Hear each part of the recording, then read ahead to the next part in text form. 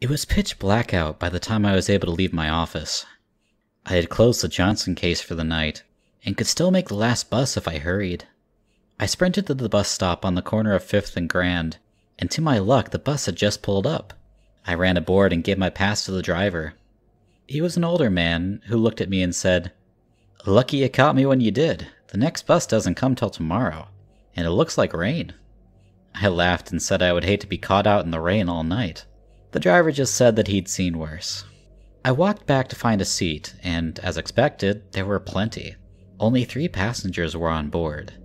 A kid fast asleep leaning against a window, a young lady reading a book, and an older lady intently looking out her window. I found a place to sit down. It was about a half-hour home on the busiest of days, so with it being night, and no traffic around, it would probably take about 20 minutes or so. I started to look out the window, but got a nagging suspicion someone was watching me. I looked up and saw that no one was looking at me, so it must have just been the long day. I had been up since 6, and it was already 10 o'clock? But I swear, I had gotten off work at 9. I looked out my window, and it was almost too dark to see, as if someone had put a window tint on the inside. I turned my head, and out of the corner of my eye, I saw the old lady's head jerk back to staring outside the window. The kid was still sleeping, and the young lady was still reading. I must be really tired.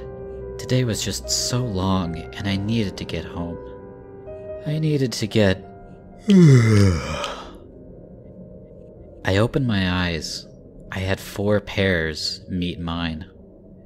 Their bodies were straightforward, but their heads had turned backwards. I froze. The bus had stopped, and I knew I needed to get off. Now. I grabbed my jacket and made my way toward the front of the bus. I could feel their eyes on me. I locked eyes with the young woman, a painted smile on her face. Her eyes, unblinking, cut through me, as if I wasn't even there. Her head followed me as if it was on a swivel. As I stared at her, the more I noticed how her body didn't move. It was perfectly still. The dim light of the bus illuminated her, but she almost didn't look real. Her face was like wax, her eyes like glass. I turned to the kid, his body rigid and unmoving. The old lady was the same, except she was under a bright light. This caused her face to glisten. Not like she was sweating, but almost as if she was melting. I quickly made my way up to the front. Finally, at the front of the bus, I found the old man. His face was sunken in, and he had that unsettling, painted smile on his face. His hands were both on the wheel, but he seemed to merge with his seat. His legs were not on the pedals and instead fused with the chair in some sort of half-melted way. I reached for the lever to open the door, all while locking eyes with what I could only describe as a wax corpse. Grabbing the lever, I yanked it open and turned and ran. Outside, it was raining, and I was at a bus stop near a forest, far from the city that I had just been in.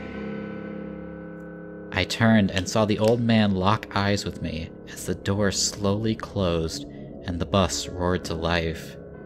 The wheel slowly started to turn, and soon it disappeared down the road. I watched it till it was out of sight and looked at my phone. 11:20 was the time that it said. That night I was able to get a rideshare home, but needless to say, I don't take the bus at night anymore.